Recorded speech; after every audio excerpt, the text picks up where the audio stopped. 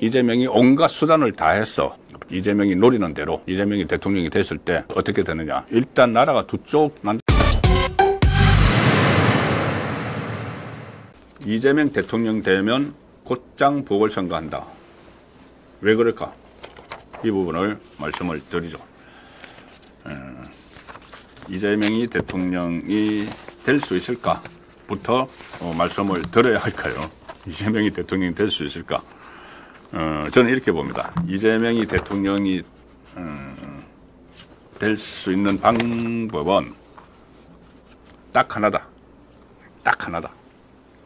지금 그 말씀드린 대로 보궐선거가 아니면은 이재명은 대통령이 될 수가 없습니다. 자, 왜 그러냐면은 일단 이 11월 15일에 1호 1심 선고가 나오죠.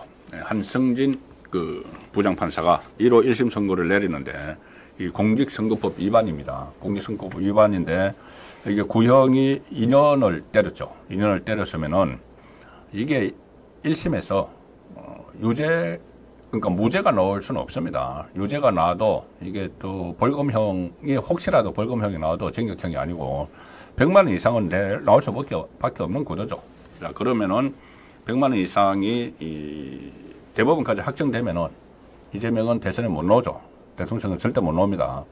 이게 원래 633 원칙인데 1심 6개월, 2심 33개월 원칙인데 이 2심 3심을 다 3개월씩 다 채워도 지금 이제 그 법원이 신속 재판으로 굉장히 급속히 전환을 하고 있습니다. 다 채워도 5월 중순이면 대법원에서 확정이 됩니다. 그러면 이재명은 피선거권을 잃어서 대통령 선거에 못 오는 것은 물론이고 이 민주당은 434억 원을 토해내야 되는 상황에 가는 것이죠.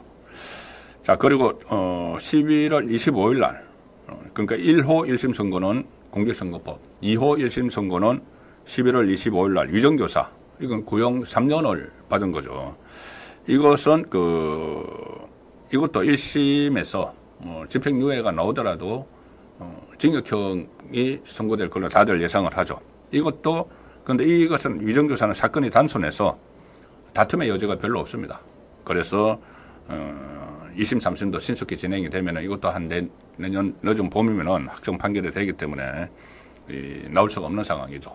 나올 수가 없는 상황이고, 그래서 대통령 선거에 나오기가 사실상 어려워지는데, 다만 하나 있습니다. 하나. 딱 경우의 수 하나. 뭐냐면은 조기 대통령 선거. 그러니까 2027년 3월까지 가지 않고 지금 이재명이 노리는 대로 윤석열 대통령 임기가 중간에 끝나고 조기 대선, 그때 박근혜 전 대통령 때처럼 조기 대통령 선거가 치러지면은 혹시라도 이재명이 대통령이 될 수도 있죠. 이재명이 대통령이 될 수도 있지만, 조금 전에 말씀드린 대로 헌법 84조 규정에 의해서 대통령에서 바로 끌어내려집니다. 대통령은 내란 또는 외환의 죄를 범한 경우를 제외하고는 재직 중 형사상의 소추를 받지 않는다. 이 규정이 있죠. 그래서 이제 불소추 특권인데, 이것이 조금 전에 말씀드린 대로 김정은 법원 행정처장이 대통령의 임기 중 당선 무효형이 선고되면은 법률 효과상 직을 상실하는 것으로 보인다. 자, 그렇게 이야기를 했습니다. 그렇게 이야기를 그러니까 이게 다른 걸 다 피하고 이제 대법원 최종 판결을 막 피하면서 이재명이 조기 대선에 성공시켜서 사실 그 가능성도 거의 없습니다. 지금 이재명이 노리는 것이기 때문에 제가 설명을 드리는 것이지, 일단 그렇게 되려면은 조기 대선이 치러지려면은 국민의힘에서 8명 이상이 이탈을 해서 이 탄핵 소추안이 국회를 통과를 해야 되는 것 관문이 하나 있고, 두 번째는 헌법재판소가 이것을 박근혜 전 대통령 때처럼 인용을 해야지 탄핵이 돼서 조기 대선이 치러지는데, 지금 아직 최상병 특검법이나 김건희 특검법 이걸로 꼬투리를 잡아서 탄핵을 한다고 해도, 그러니까 만약에 국민의힘에서 8명이 이탈을 해서 이게 탄핵 소추안이 통과가 되고 나서 헌재로 갔을 때 그 내용을 가지고 간다고 헌재로 간다고 해도 헌재에서 이것이 재임 중에 중대한 헌법이나 법률을 위반했을 때 탄핵이 적용이 되기 때문에 이거 헌재에서 기각을 하겠죠. 그리고 지금 헌재 기능을 마비시킨다 뭐 이런 말도 있는데 헌재 기능이 마비되면은 계속 윤석열 대통령은 직무 정지 상태로만 있지 직을 박탈당하지 않습니다. 직무가 헌재가 직무가 정지되면은 이재명이 조기 대통령 선거를 하려고 야심을 품었다면은 헌재 기능을 다시 살리겠죠. 자, 그런데 어쨌든 그 두 가지 경우 국회 탄핵소추안 통과 그리고 헌재의 인용 가능성이 상당히 낮기 때문에 거의 없다고 봐도 무방하기 때문에 그 현실이 되기 어렵지만 그래도 이재명이 온갖 수단을 다해서 그렇게 됐을 때를 전제로 해서 말씀을 드리는 겁니다. 이재명이 노리는 대로 모든 수단 방법을 다해서 조국과 같이 자 그때를 전제로 해서 말씀을 드리는 것이기 때문에 만약에 그런데 그런 것을 다 전제로 해서 국감에서도 질문이 일어난 거죠. 이재명이 대통령이 됐을 때 될 가능성은 극히 거의 없지만은 그래도 됐을 때를 전제로 해서 어떻게 되느냐. 이걸 이제 국회에서도 질문을 했고 답변을 했기 때문에 저도 그것을 전제로 말씀을 드리는 겁니다. 예, 그렇게 되면 어떻게 되느냐. 저는 일단 나라가 두 쪽 난다고 봅니다. 자, 이재명이 다 사법위기 피하고 빨리빨리 조기 대선을 해서 대통령이 된다고 했을 때 나라가 완전 두 쪽 납니다. 뭐냐면은 헌법 84조 해석을 놓고 좌파 법조인들이 일제히 탄핵소추는 그 전에 진행되어 오던 재판도 멈추는 거야. 대통령 임기 5년 동안 멈추는 거야. 그 주장을 막 하겠죠. 그러면 그것도 개딸들이 거기서 또 같이 막 해서 그쪽으로 막 몰고 가려고 하죠. 그런데 이 다른 법조인들, 지금 헌법재판소 사무처장까지 멈추는 게 아니야. 계속 진행이 되는 거야. 아니, 단어 뜻을 봐도 소추, 소를 지금 제기를 한다는 거죠. 그거만 이제 안 된다는 것 뿐이지. 새로 제기하는 것만 안 되는 거지. 그 전부터 해오던 건 다 그대로 진행이 돼서 이 심리가 하고 재판도 하고 그래서 판결이 나와야 된다는 게 판결 나오면은 피선거권 박탈형에 놓으면은 대통령에서 내려와야 된다는 게 상식적인 법조계의 의견이기도 하죠. 법조계의 의견도 그렇고 일단 상식적이죠. 그래서 거기에 대해서 재판을 계속 진행돼야 된다는 쪽, 중단돼야 되는 쪽 이렇게 양쪽이 완전히 갈립니다. 완전히 갈려서 갑론을박이 일어나면은 어떤 상황이 될까? 자, 일단 국가 신인도 엄청나게 추락하겠죠. 거기다가 또 결국은 법원의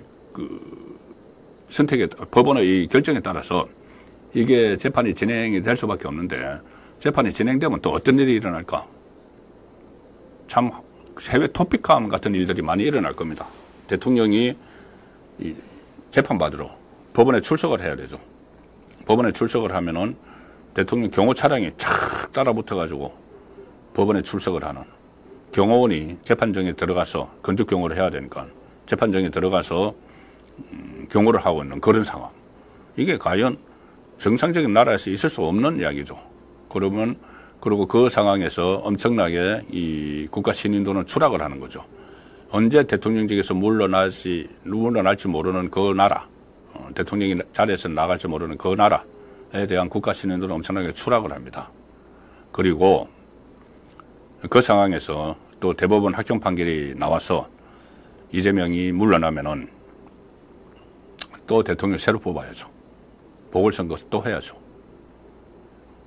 대통령은 이 다른 국회의원들이나 이런 사람들과 달라서 잔여 임기만 하는 거 아닙니다. 저 보궐선거를 하더라도 5년짜리 대통령은 무조건 뽑습니다. 저번에 문재인도 그랬었죠.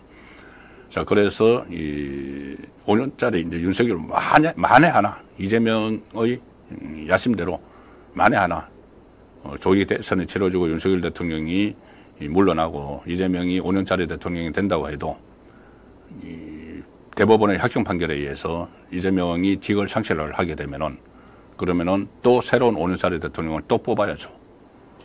그러니까 몇 년 사이에 3번의 대통령 선거를 치르면은 우리나라 이 엄청나게 국력 낭비고 에너지 소비고 나라는 막 갈라지고 자 그런 상황이 오는 겁니다.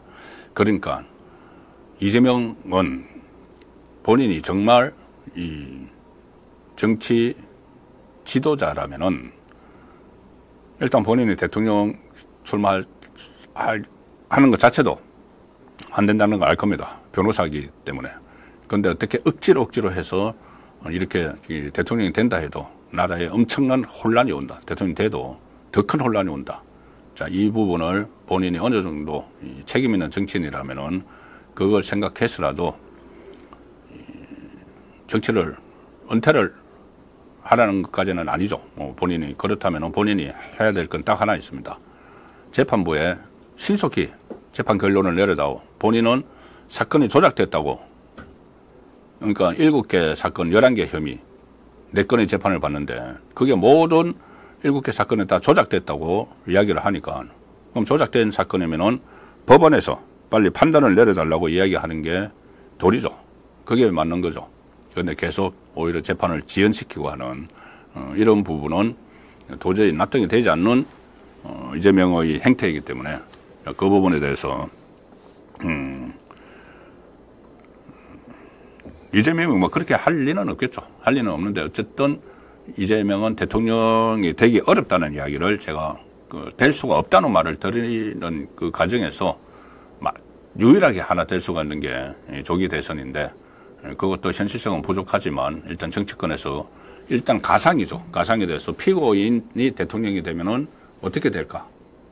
자, 그 부분에 대해서 좀 정리를 할 필요가 있어서 이 말씀을 지금 드리는 겁니다. 그리고 뭐 정가에서는 뭐 그런 이야기도 나옵니다. 이재명이 뭐 이번에 2027년 대통령 안 돼도 가서 형을 마치고 나오면은 다시 이제 피선거권이 회복이 되면은 언젠가는 대통령이 되지 않겠는가 하는데 천만의 말씀입니다. 저는 그것도 안 된다고 봅니다. 왜냐하면은 일단 물리적으로 피선거권이 만약에 5년이 박탈이 되면은 그 5년이 언제부터 시작되냐면은 본인은 형을 다 마치고 나서부터 5년입니다. 5년 동안 안 됩니다. 그러니까 감옥에 예를 들어서 그 형을 뭐 집행유예를 받던 감옥에 있던 그 형이 끝나기 전에는 끝나고 나서 5년이죠. 근데 이재명이 지금 그 받고 있는 가장 중형에 처할 걸로 예상이 되는 게 대북송금, 북한 조선노동당에 뇌물 준 사건이죠. 이 사건은 특가법상 뇌물죄이기 때문에 유기징역이면은 10년 이상 아니면 무기징역을 선고를 하기 때문에 그로부터 또 다 살고 와서 5년 후, 15년 후, 뭐 그전에 사면 복권이 되더라도 10년 후. 그것뿐이 아니죠. 또 중형이 예상되는 게 있죠. 바로 제일 늦게 판결이 나올 걸로 보이는 대장동, 위례신도시, 백현동, 성남FC 이 사건도 그 배임 액수가 엄청나기 때문에 수천억짜리 배임 사건이기 때문에 이것도 중형이 내려지면 나올 수가 없는 언제 2027년이 아니고 그 다음 대선도 나올 수가 없는 상황이죠. 거기다가 이게 지금 유력한데 이 벌금 100만 원 이상이 이제 확정이 되면 선거법에서 이재명의 모든 것이 날아갈 뿐더러 민주당은 434억 원을 선거 때 대선 때 보존받은 것을 토해내야 되죠. 토해내야 되는 이 상황이면은 이제 그 민주당이 이재명을 손절을 하겠죠. 어떻게 하든 이것을 정치적으로 해결을 해야 되기 때문에 434억 원 계속 이재명과 같이 갈 수는 또 없는 것이고 또 나중에라도 이재명이 당에 그런 엄청난 434억 원이란 돈을 물어내게 만든 장본인인데 다시 민주당 그 계열로 해서 정치를 한다. 이것은 상상하기 어렵죠. 그래서 이러나 저러나 이재명은 어차피 대통령이 언제든 안 될 사람이다. 될 수가 없는 사람이다. 자, 그런 결론에 이르게 됩니다.